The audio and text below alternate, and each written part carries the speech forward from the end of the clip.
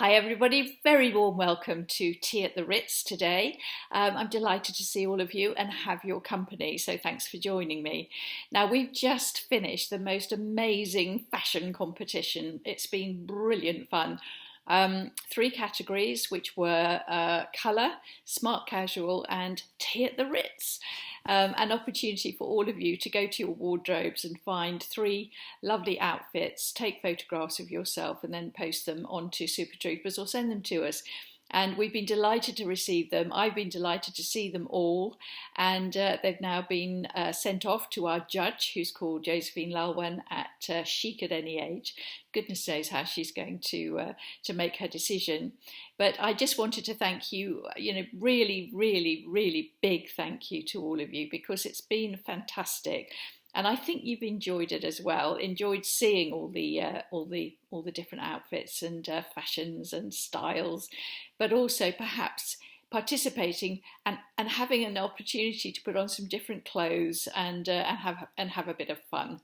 So I hope it's lifted your spirits over the bank holiday weekend. It certainly lifted mine, seeing them all. And goodness knows how Josephine is going to decide who has won, but she will have to decide that, because we're going to choose 36 of those outfits, 12 in each category, and one overall winner for each category, and that will all be in my blog on Sunday this week, so you'll be able to see that there. And anyway, as I said, I just want to mention it and to thank you all for the participation that you've made with it. Today I'm back in my Pizookie shirt. It's quite warm, so this is a lovely, cool, comfortable shirt to wear for this occasion. And I went back to Tulali and just bought another pair of my lovely blue bright pebbles earrings, because one of them dropped down behind the basin in the bathroom. I was absolutely heartbroken, so I thought I've just got to have another pair, so I bought these. And I also bought, which I was wearing in the video yesterday, I bought the cerise ones at the same time. So I was very happy to have them back, because they go so well with this Pizookie top that I'm wearing. Now today I thought I'd start a series of videos that I want to do with you. They're quite important videos in my view, because they're all about how to live a long, happy and healthy life. I mean, what could be more important than that to all of us? I'm assuming that most people who watch these videos are over a certain age. I don't know what that will be, 50 probably, 60 maybe, 70, possibly 80 could be. You're all heading towards what we can call older age. And I'm sure, like me, you would like to live a long life. I mean, who wouldn't? And you would also like to be happy while you're living that longer life. Who wouldn't? And you would also like to be healthy, because there is absolutely no point in living a very, very long life if 10, 20 odd years of that is spent incapacitated, either mentally or physically. Now, you could say, well, that's in the lap of the gods, that's fate. But so much of it is to do with actually decisions that we take, beliefs that we have, attitudes that we have, choices that we make. So we can influence the degree to which we live a long, happy and healthy life. Now, if you don't believe that, please stop watching now. But if you do believe that we can make a difference to how well we age, then keep watching, because I'm going to give you the best knowledge that I've got for how to do that successfully. I'm going to read out a quote for you from a book called The 100-Year Life. It's a very, very interesting book, because it really does completely reframe the whole idea of what it means to get older. But this is a really important quote, and it is, "Our lives will be much longer than historically has been the case." So that's the first thing that you need to believe. You may not believe it. You may say, but longevity is now stalling. People are not living so long. But the reason that in some communities it's stalling is to do with things like diabetes and so on and so forth. So there is a reason for that. So again, if you make the right choices, then longer historically than has been the case, longer than the role models on which we currently base life decisions. Now that's an interesting one. Most of us have in mind, I certainly do, our mothers and our grandmothers for how we're going to live our own lives. Now my grandmother died when she was 57 and my mother died when she was 67. So I've outlived both of them. And of course they died of disease. My grandmother from a weak heart, which was, I think, started in her childhood. She had rheumatoid arthritis as a child. She had rheumatic fever as a child. They used to in those days. Rheumatic fever, that's right. And it weakened her heart. And as a result, she died at the age of 57. My mother had melanoma, skin cancer, and she died at 67. So far, I'm 72 and haven't succumbed to anything major in my life. I can say I'm very lucky, and I'll quickly touch wood and hope that that continues. But we can't use the role models of our parents and grandparents for how we should lead our own old age.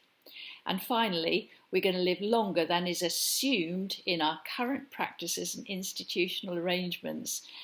So that's an interesting one. So the things around us to support our long life have made different assumptions and are therefore not supporting us or cannot support us particularly well, which has, I think, actually come to the fore quite a lot during the COVID crisis. I'm going to talk about that a bit later on.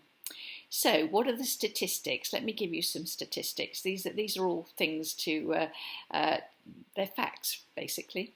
So from 1920 to 2020, so the last 100 years, life expectancy has gone up from 40 to 80. In fact, the average life expectancy for a female in the UK is 84. So that's average. In 1950s Japan, it was proposed that a special silver dish should be given to anybody who reached the age of 100. In 1963, 153 of these dishes were given to centenarians. Guess what the figure was in 2014 when it was actually stopped as a practice? It had gone up from 153 centenarians to 29,350 in the space of what? 50 years. In the UK, the Queen sends out a birthday card to everybody who is 100 years old. She'll soon be sending one to herself. 10 years ago, in 2010, there was one person whose job it was to send centenarians their birthday cards. Now there are 7 people employed. 50% of 60-year-olds now alive will live until they're 100. So half of the people who are now 60 will live until they're 100. And according to the book, 100-Year Life, there is a child who's now been born, maybe she or he was born in the last week or two, who will live to the age of 135. Now you know that the longest person in the world was Jeanne Calment, I think her name was, and she lived to the age of 122. So living to 135 sounds preposterous. But according to all the futurologists, if you like, a person has been born who will live to the age of 135. And now, as you know, most people have 20 years of retirement, not 10. Now, some of this is going to be making you cross, and you're going to say, yes, but, you know. And you're going to quote me, perhaps your own aged parents who are not well at the moment and are not living particularly happy lives. You're going to be thinking of your own frailties, your own, disease profile or whatever. However, I'm still going to keep talking to you about this subject in more positive terms, because there is no question that in our society, in the media, And incredibly, in this COVID-19 pandemic that we've got, old age is being presented as synonymous with frailty, infirmity, vulnerability, medical cost, and the looming financial crisis. So we have got a perfect storm at the moment, which is turning everybody into believers that longevity, old age, older people in society, people over a certain age, and the age that has fairly arbitrarily been chosen at this point is 70, are somehow problematic. They are weaker, more infirm, more feeble, less able, more costly, and very much more disposable than anybody under 70. That is the message that we're getting loud and clear. As if at the age of 69 you're going along your life and you're fine, and then suddenly you reach 70 and you fall off a cliff. You fall off a cliff that is so dramatic and so steep and so, perilous, that you crash down and now need to be kept indoors for months and months at a time. Now, in fact, I don't know whether you know this, but the government has never made different rules for the over 70s, never. It was proposed and it was abandoned. But the message has come out loud and clear: if you're over 70, you're vulnerable, you must stay home. And it's trotted out continually. Yes, but Tricia, you must understand that your autoimmune system becomes much weaker after 70, but it doesn't do so overnight, and it doesn't do so to everybody, and it can be affected and influenced by a lot of the things that I'm going to be talking about to you over the next 2 or 3 days. So what I want to say to you is that somehow, in this video, I want to reframe this whole notion that old age is a curse that has been given to us in order that we live out long, miserable, impoverished, lonely, and truly dreadful old age. Because it just ain't true. And it certainly doesn't have to be true. Let's talk about some of the people in the world who live the longest.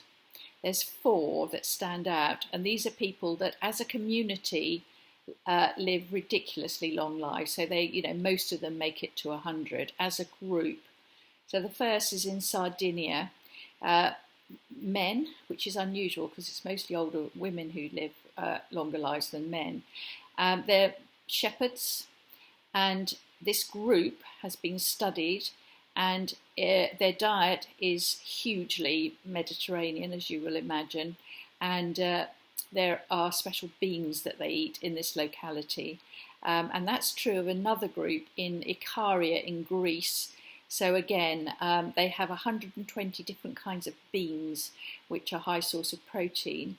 They also have an extreme Mediterranean diet, and these beans that they eat have very high antioxidant properties.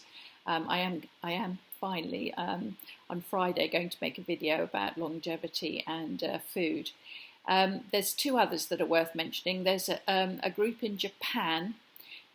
Japan is one of in the world has the longest lived people. The average is 87 in Japan for life. They have something called ikigai, which means life imbued with purpose. So if you're an old person in Japan, you live according to the rules of ikigai and moai. I'm sure I pronounced that wrongly, which means that you live within a strong social network. So those 2 things, life with purpose, strong social network, clearly play some kind of role. And there's a group in California called the Loma Linda. They're Seventh-day Adventists. So they have very, very strong group identity and cohesion. They don't smoke, they don't drink, and of course they're very religious. So they have a bond around their belief system. So if you look at large groups of people who are defying all the odds, there are some common themes that emerge to do with inclusiveness, a sense of community, and of course what they're eating and whether they're doing things like drinking and smoking. I just want to to mention something that really impacted on me in terms of,